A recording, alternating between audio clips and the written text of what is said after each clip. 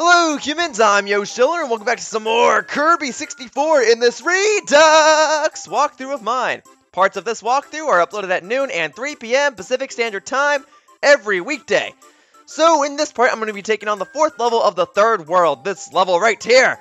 I should mention that this is my least favorite level in the entire game, but eventually this day had to come, right? And if it means collecting all of the Crystal Shards and getting 100% in this walkthrough, then I have to do it.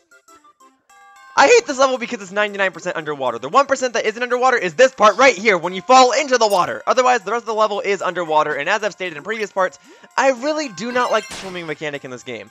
Like, every single level in this game is memorable to me, and I think this is the only game in which that's the case. Well, other than... okay, no, maybe that's not true. This is probably one of the few games where every single level is memorable to me, but this is the only level I remember completely disliking. Like... there are other levels where I think, it's okay, not one of my favorites, but this is the only level where I flat out dislike it.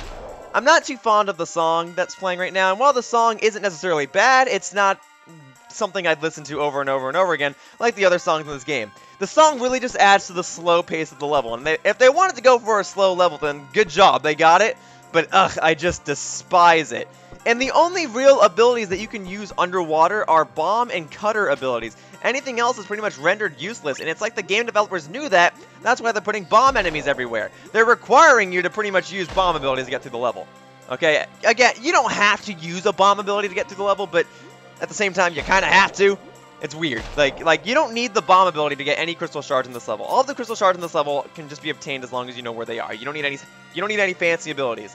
For instance, the first crystal shard is actually in this room. If you go over to the left and continuously go up, sticking to the left side, you will eventually come to the ceiling. And in the middle of the ceiling, you will find a crystal shard.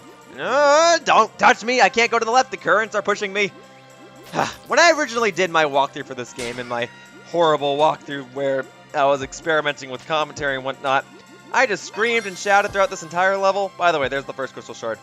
I screamed and shouted throughout this entire level. I really do dislike this level, but at the time, I just thought screaming and shouting was funny, and I thought it was a good way to express my rage. Looking back at it, I just kind of look like an idiot. No, I don't kind of look like an idiot. Like, I really look like an idiot.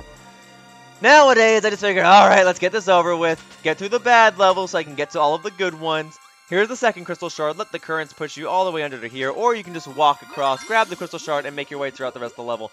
The issue with this level is that it's not really forgiving. If you miss any of these crystal shards, you really can't go back to get them because there's currents constantly pushing you. The gameplay of the level isn't that fun, and while it is nice in terms of scenery, it's not nice in terms of feeling like you've accomplished something. You just feel like you're constantly getting tortured. Like, I know I'm not the best player at this game, right? But a lot of the things in this level do just seem unfair. Now here's the mini-boss room, and this isn't exactly a tough mini-boss. In fact, there is a bit of a cheap mechanic you can do. If you don't know about this, then this mini-boss really is a pain, but I do know about this. Stand over here, just drop bombs, and you'll be on your way. If you don't have a copy ability in this room, then this mini-boss is a nightmare, trust me. But if you do have a copy ability, and more specifically, if you have bombs, you can just do that. Now the third and final crystal shard of this level can be found in one of these gaps down here on the floor. Be sure you don't get hit by rocks. See, again, this level just seems a bit unforgiving, and I get that I'm continuing on with the game, and the game is supposed to get harder and harder as time goes on. But this level, I just can't feel that enthusiastic about it. Normally with these parts, I'm all like, yeah, Kirby, getting all the crystal shards. I got the third crystal shard. This one's just like, getting hit by rocks.